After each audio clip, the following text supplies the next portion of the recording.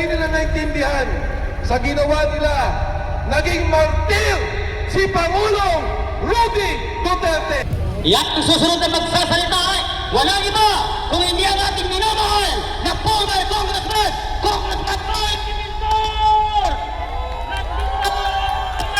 Ang ating minamahal na Congressman Mike Dipintor!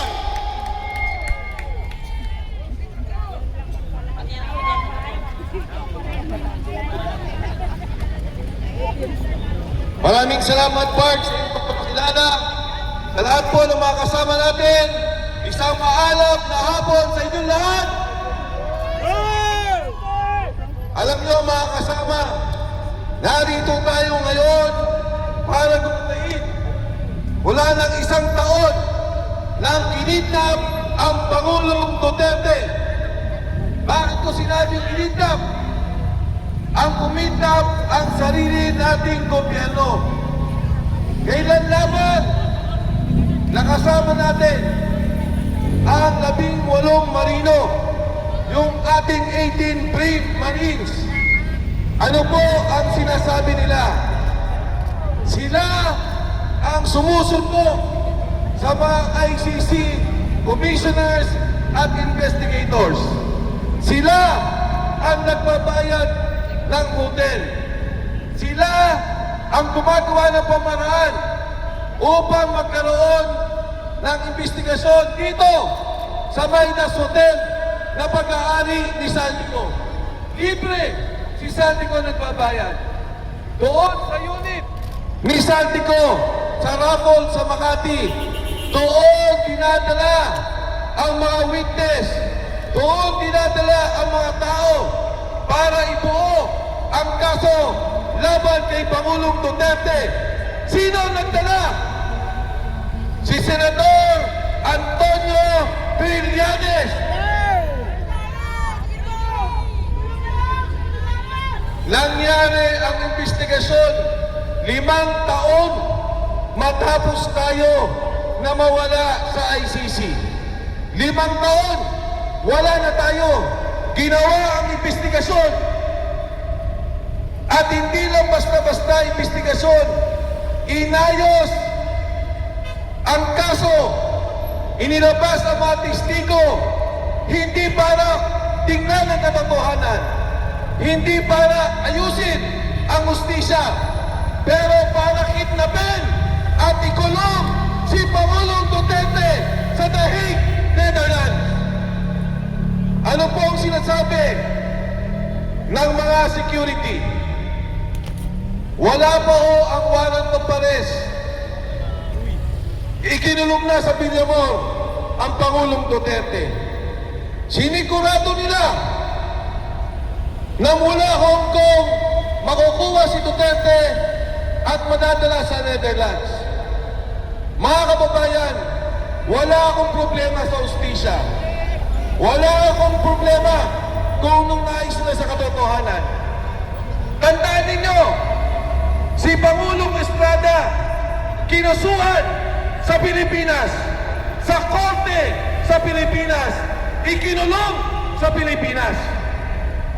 Ang Pangulong Gloria Macapagal Arroyo kinasuhan sa Pilipinas, batas ng Pilipinas, ikinulong sa Pilipinas. Pero si Pangulong Duterte, kinidnap ng ating gobyerno.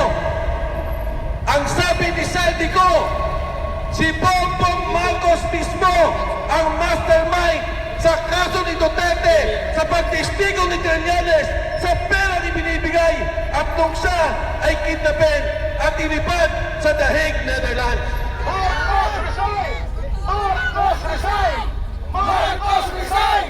Marcos resign! Marcos resign! Bakit tayo nandito sa Supreme Court? Bakit tayo narito sa Korte Suprema? Alam niyo ba na ang ICC, ang ibig sabihin po niyan, pagka ang isang bansa magulo, walang kaayusan, ang mga korte ay hindi nagpa-function o walang independensa ang korte, doon lamang dadalhin sa Gusto mo ba gumagana ang korte ng Pilipinas? Gumagana! Wala ba ho tayong korte ang meron? Mabagal nga lang. Kaya po ang Korte Suprema dapat magsalita. Dahil ang pagkakaresto ni Duterte ay sampal sa Korte Suprema, sampal sa Korte ng Bayan, sampal sa batas ng Pilipinas. Tama! Mga kasama, noong lumabas si Sergeant Gutesa, sinabi niya na sa amin ang ICC. Sabi namin sa kanya, Sergeant Gutesa, siguro hindi panahon na banggitin mo ang ICC. Alam niyo ang sabi ni Sergeant Gutesa, ang matataas na mga opisyal ng gobyerno nasa Maidas nagpo-monitor sa pag-aresto kay Pangulong Duterte. Ano ang sabi ng 18 sundalo? Magmula pa ng airport, ibibigay ng tao ni Senador Trillanes ang susi sa mga hotel nila. Pagsundo sa mga investigador, dadali nila sa mga hotel, ibibigay ang susi. Susunduin nila gamit ang kotse ni Saldico. Magmula doon, pagpunta ng Maidas Hotel, susunduin ang mga gusto nilang testigo. Susunduin yung gusto nilang magsalita laban kay Pangulong Duterte. Gamit ang pondo ni Saldico.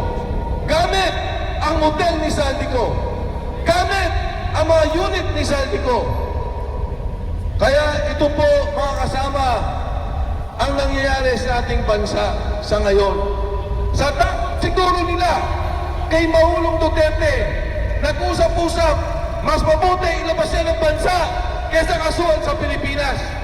Pero hindi nila naintindihan sa ginawa nila, naging martir si Pangulong Rudy Duterte.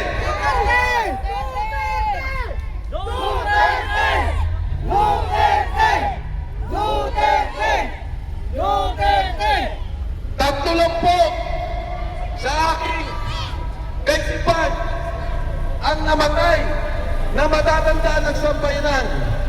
Ang pagkamatay ni Jose Rizal dito sa Luneta. Ang pagkamatay ni Ninoy Aquino sa tarmac ng NAIA na pinaslang ng mga sundalo, pinaslang sa ilalim ng administrasyon ni Ferdinand Marcos Sr. At ngayon, sa ating kasaysayan, pag namatay ang Pangulong Duterte sa The Hague, Netherlands, siya lang ang tanging Pangulo na kinidnap ng sarili niyang gobyerno. Takot sa kanya dahil sa politika, kinipit ang isang Pilipino, ang isang leader na minamahal ng sambayan ng Pilipinas. Yan po walang iba kundi ang Pangulong Rodrigo Duterte.